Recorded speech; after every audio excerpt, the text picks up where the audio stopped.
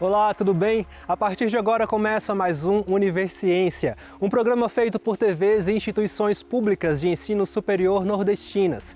Aqui a gente mostra a importância das produções científicas do Nordeste e como as pesquisas têm transformado a vida das pessoas. Vamos ver agora o que vai rolar no programa de hoje.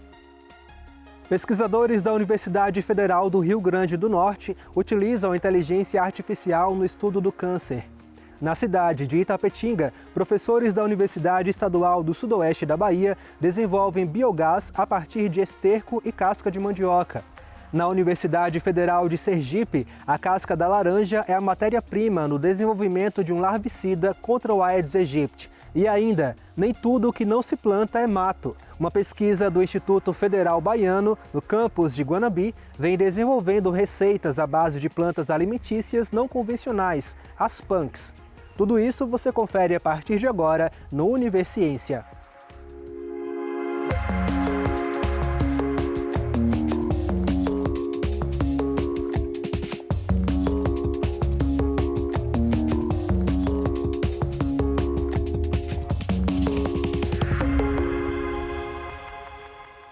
Pesquisadores da Universidade Federal do Rio Grande do Norte estão utilizando inteligência artificial no estudo do câncer e os resultados têm sido promissores. Vamos acompanhar.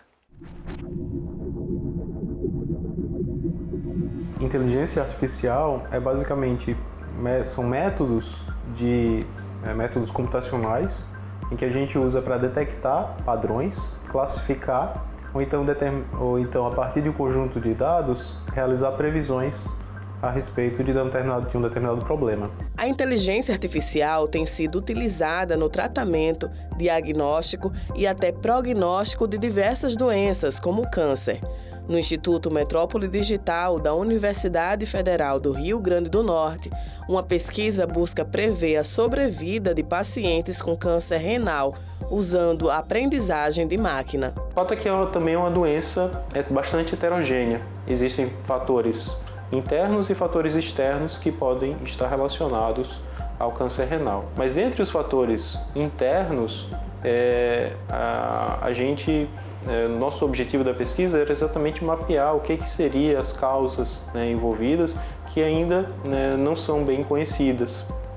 E em particular, o uso da inteligência artificial ele veio colaborar com a nossa pesquisa. O nosso objetivo foi então selecionar quais desses genes corresponderiam a biomarcadores para determinar exatamente quais são os riscos envolvidos no avanço da doença. Dentro do genoma humano, nós temos um conjunto de genes que eventualmente podem ser alterados.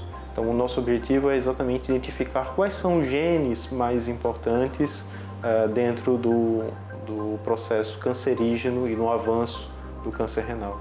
O câncer renal é uma doença silenciosa que pode ser letal se diagnosticada tardiamente.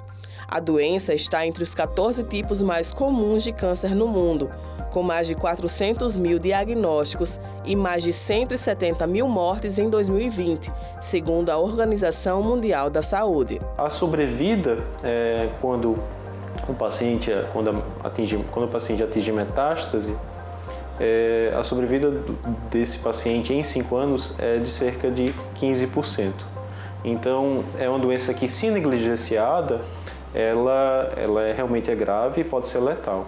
O trabalho utilizou dados públicos de pacientes de 2 projetos internacionais e contou também com o auxílio do Núcleo de Processamento de Alto Desempenho da UFRN. Dentro do nosso genoma, nós temos cerca de 20 mil genes, mais de 20 mil genes, que são codificados em proteína. Então, eventualmente, dentro da doença do câncer, esses genes eles podem ter sua função desregulada.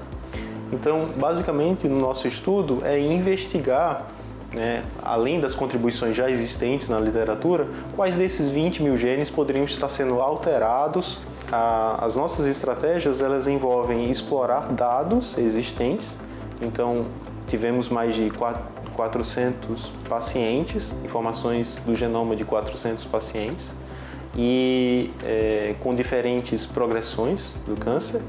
E daí, basicamente, avaliamos como esses genes estavam alterados e usamos estratégias de seleção de características, diversas estratégias computacionais, realizando procedimentos de treinamento de modelos matemáticos e predição desses modelos matemáticos para avaliar como esse comportamento, né, como o avanço da doença estaria relacionada com os genes desses pacientes. O resultado, né, foi a gente chegar em uma assinatura gênica, né, que inclui 13 genes que correspondem a genes que podem mapear o risco do avanço, né, e separar pacientes em baixo risco, risco moderado e alto risco. Então, basicamente, a função dessa assinatura gênica seria tanto no diagnóstico quanto, eventualmente, no futuro, eles podem servir como potenciais alvos terapêuticos. Outra vertente da pesquisa investiga a função dos genes que não se alteram na evolução da doença. Quando a doença dá um nível metastático muito alto, a chance de sobreviver dos pacientes cai em 15%, cai para 15%. Então, a gente busca ver, no caso, como esses RNAs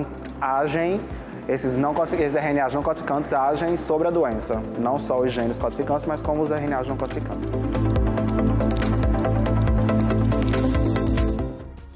No próximo bloco, vamos ver como a casca da mandioca e o esterco bovino podem ser aproveitados na produção de biogás. A pesquisa vem de Itapetinga. A gente volta já já.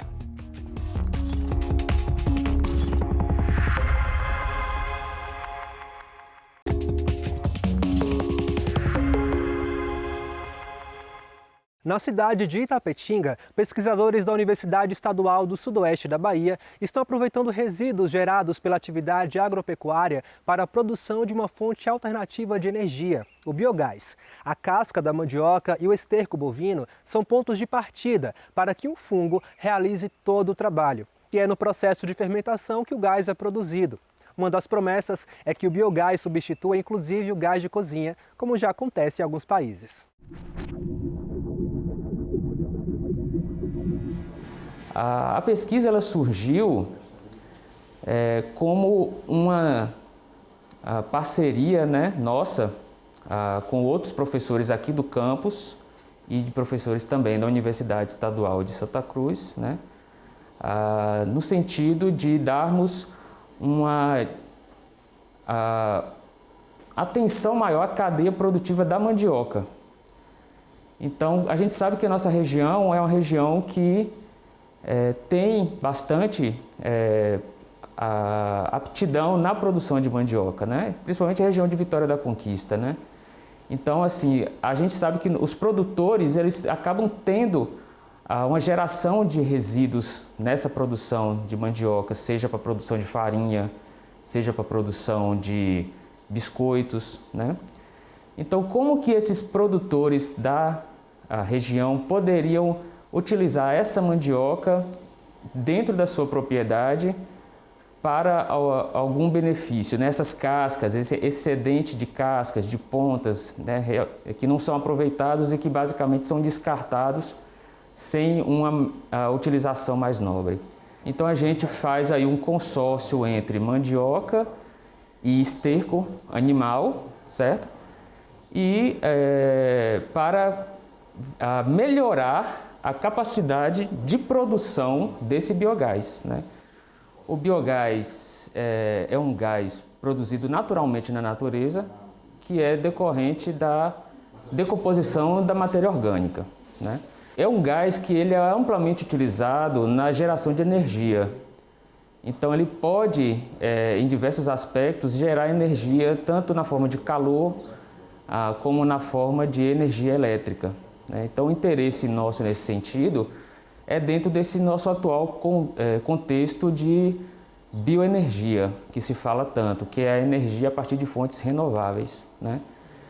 No caso, ele é um gás que ele é obtido a partir da produção por micro-organismos, né, por bactérias, que tem a capacidade de produzir o gás metano, que é um gás que é combustível. Esse gás metano, ele pode ser utilizado, por exemplo, para queima em motores a combustão, em fogões, em caldeiras e até mesmo, através dessa queima, gerar energia elétrica. É uma tecnologia que já é amplamente utilizada em alguns países, como China e Índia, e até mesmo países mais desenvolvidos, como na Alemanha. A Alemanha é um dos países onde essa tecnologia é mais avançada atualmente. No Brasil, nós, infelizmente, ainda estamos engatinhando nesse sentido. Durante o processo de biodigestão, como a gente já falou, é gerado o biogás. Esse biogás é utilizado como fonte de energia, então, tanto para a geração de calor, como também para a geração de energia elétrica. Então, aqui nós temos o tratamento controle, que é apenas o esterco puro de bovino, de vacas. Aqui nós temos o tratamento 1, que é o esterco bovino com a casca de mandioca, sem fazer nenhum tratamento nessa casca. E aqui nós temos o tratamento 2, que é o esterco bovino, que ele foi acrescido da casca de mandioca que foi fermentada pelo fungo.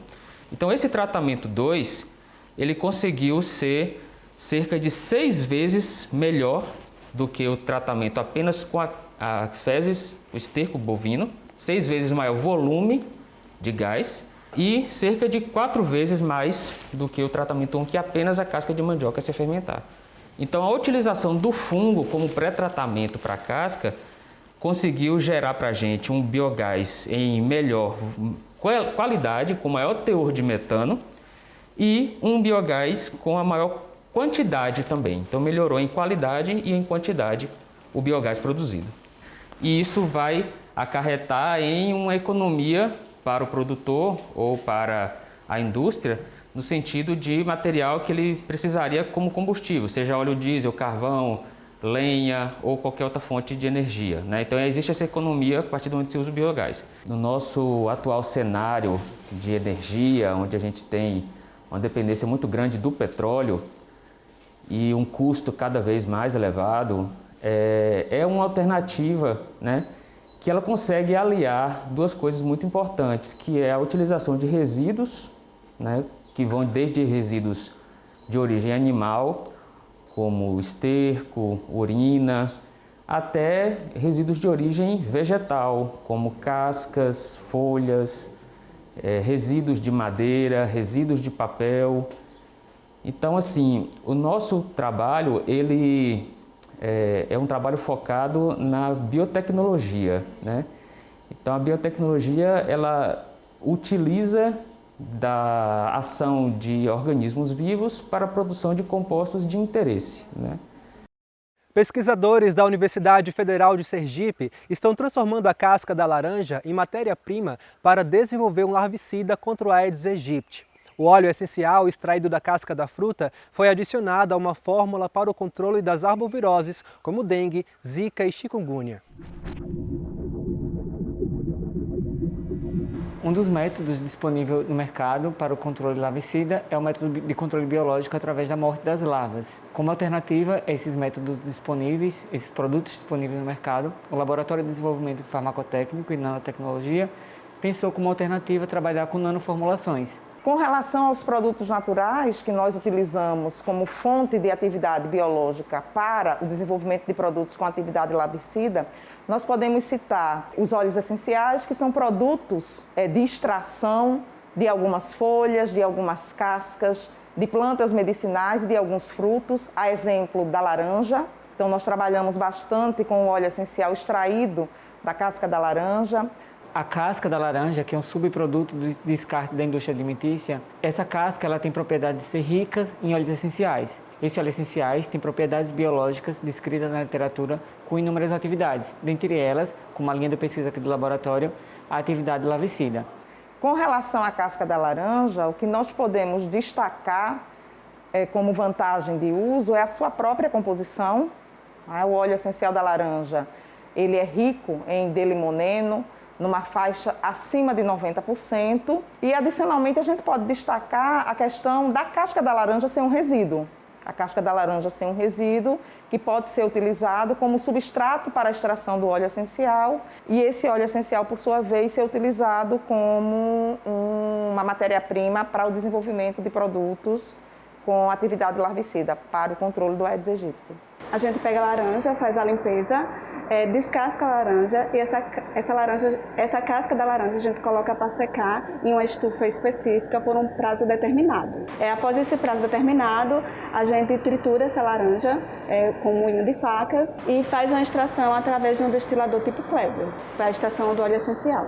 O óleo essencial foi extraído a partir das cascas da laranja e adicionado a uma nanoformulação, tendo em vista que utilizar esse óleo puro extraído, tem algumas desvantagens. Por exemplo, ele é volátil, ele se degrada sob a luz natural e não é possível de ser adicionado numa fase aquosa, que é o meio que as larvas crescem, não dá para ser utilizado diretamente. Sendo assim, para contornar essas desvantagens, foram utilizados um produto nanotecnológico. Nós queremos comprovar que a formulação que contém o óleo essencial tenha um efeito residual, ou seja, um efeito prolongado. Os resultados obtidos na pesquisa mostraram que temos um produto nanotecnológico que possibilita uma redução da toxicidade tanto para nós seres humanos contra para o meio ambiente e também redução da resistência dessas larvas frente aos produtos atualmente disponíveis no mercado. A geração de conhecimento dentro dessa linha de pesquisa, controle de Aedes aegypti, que nós estamos trabalhando ao longo do tempo, ela apresenta uma importância do ponto de vista social, uma vez que, no contexto da composição dos sistemas, das formulações que nós desenvolvemos aqui em nossas atividades de pesquisa, nós trabalhamos com substratos que são comuns do dia a dia da população. A partir do momento que a gente trabalha com um produto de extração da casca da laranja, a comunidade, de uma forma geral, já tem um certo conhecimento a respeito das atividades desse óleo, como repelente, para expelir mosquitos. Então, a gente termina entrando em algo que é do conhecimento popular e que traz esse conhecimento popular com a população que o detém para uma aproximação dentro desse desenvolvimento de pesquisa científica e tecnológica que nós desenvolvemos aqui em nossa rotina laboratorial. A seguir, as plantas alimentícias não convencionais estão sendo cada vez mais estudadas e novas espécies vêm sendo descobertas, uma alternativa que pode ajudar no contexto da fome e desnutrição do país. A pesquisa vem do Instituto Federal Baiano de Guanambi e a gente acompanha tudo logo depois do intervalo.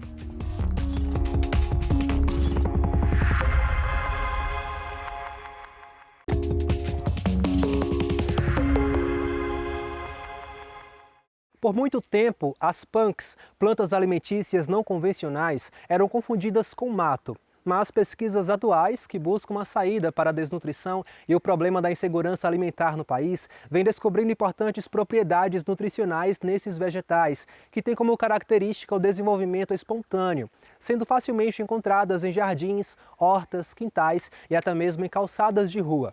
Uma dessas pesquisas acontece no Instituto Federal Baiano, no campus de Guanambi. Então, punk significa planta alimentícia não convencional. Então, foi um termo criado por Valdeli Knupp, em que ele fez uma tese lá em Porto Alegre e depois desta tese disseminou o termo pelo Brasil todo. Hoje ele tem canal no YouTube e tudo, estimulando outros pesquisadores. Então, só para vocês terem ideia, eu estou aqui segurando uma punk que chama Beldroega, que é Portulaca oleracea, né, o nome científico, e outra planta aqui que é o caruru ou cariru em algumas regiões. Então, essa planta, por exemplo, é considerada como mato. Embora ela não ela não compete com outras plantas, mas se utiliza, né, herbicidas para que essas plantas se extingam. Entretanto, ela é altamente rica em antioxidantes, em vitamina A, vitamina C e até ácido retinóico. Então, para a pele, ela é fantástica. E tem também magnésio. Além disso, é uma planta tão fantástica que ela indica o que é que o solo tem. Então, solos que têm Beldroega são solos de alta fertilidade. Solos que têm matéria orgânica e nutrientes, né? consequentemente. Então, a partir disso, nós pensamos um trabalho integrado de ensino, pesquisa e extensão. Então, no ensino, nós trabalhamos nas disciplinas de agroecologia e produção orgânica e na parte de pesquisa, nós desenvolvemos um projeto com Ora Pronobis. Então, Ora Pronobis é outra punk que é muito rica em ferro e vitamina A e pode contribuir para reduzir a fome, principalmente a fome oculta. Então, a partir disso, nós desenvolvemos um projeto de multiplicação dessa planta e após a obtenção da matéria fresca, nós secamos a planta e distribuímos farinha para algumas pessoas interessadas. E, a partir desse contexto todo de interesse das pessoas e de importância das punks, nós fomos convidados para desenvolver alguns produtos à base de punks. Nós temos aqui farofa, por exemplo, de folha de batata doce, pão de queijo com Ora Pronobis, torta salgada com beldroega, que é essa aqui que eu estou segurando, e também bolo com beldroega. Então, o sabor fica maravilhoso, dá para fazer várias receitas e, inclusive, dá para melhorar a saúde das pessoas, maior oferta de alimentos e, sem contar, preservação da biodiversidade e, com isso, mantém quem? As abelhas. Todas essas plantas produzem flores lindas, maravilhosas e que atraem abelhas e outros insetos. Então, as punks vai muito além de comida. Com a fome e também a redução, né, da renda das famílias, o que é que acontece? A disponibilidade que é acessível a essas pessoas são alimentos que não são nutritivos. Então, já tem pesquisa provando que uma parte da população está consumindo ultraprocessados e que esses alimentos não têm todos os nutrientes necessários, não têm todos os antioxidantes necessários. Então, com o desenvolvimento, a valorização das punks e desenvolvimento de alimentos saborosos à base de punks, pode reduzir essa fome oculta que está existindo além da falta de comida. Então, tem a fome por falta de comida e a fome oculta em que a pessoa tem o alimento, mas não é nutritivo. Nós estamos no primeiro passo. Então, a primeira parte do projeto é conseguir produzir a planta, que é uma cactácea adaptada à nossa região, mas o que a gente quer é multiplicar em maior quantidade para distribuir em várias regiões. Então, o primeiro passo foi distribuir essa farinha para professores interessados para verificar se há a possibilidade realmente de inserir na alimentação ou na forma de chá para depois a gente levar para o restante da população, né? É um projeto piloto. Até o momento eles gostaram, eles estão utilizando uma colher no almoço, né? Eles estão gostando. Os interessados foram pessoas que procuraram a partir das propriedades medicinais da planta. Ela é muito rica em antioxidantes, magnésio, cálcio e ferro. O detalhe é o seguinte, é você pegar, por exemplo, um alimento que é convencional, tipo coxinha, e inserir uma parte desse alimento nutritivo. Então, não precisa você fazer, por exemplo, um alimento exclusivamente da planta, mas só o fato de inserir parte da composição do alimento ser oriunda de punk, já está incrementando em potássio, cálcio, magnésio. E vale ressaltar que muitas dessas punks são também plantas medicinais, né? Então, é alimento, é planta medicinal, também contribui para as abelhas, diminui a fome oculta. Então, é muito além do que somente consumir o alimento, né? O sertão tem uma grande biodiversidade. Então, essa planta, por exemplo, aqui, ela é uma suculenta. Então, ela tem uma mucilagem, quando a gente quebra aqui, a gente observa que tem uma mucilagem e ela consegue resistir no início das chuvas, aumenta muito essa planta, mas ela consegue resistir um tempo depois, quando cessa a chuva. Então, isso é bom porque não precisa plantar, não precisa adubar, não precisa molhar. Então, é uma planta que está disponível, só precisa fazer o quê? Para aumentar a quantidade, preservar, diminuir o uso de herbicidas. Por hoje é só, o Univerciência fica por aqui. No próximo programa traremos mais pesquisas inovadoras para a gente conhecer o que tem sido produzido nas instituições públicas de ensino superior nordestinas. Caso tenha alguma dúvida, envie um e-mail para universiencia@uesb.edu.br que a gente te responde por aqui em um próximo programa. Obrigado por sua companhia e até mais.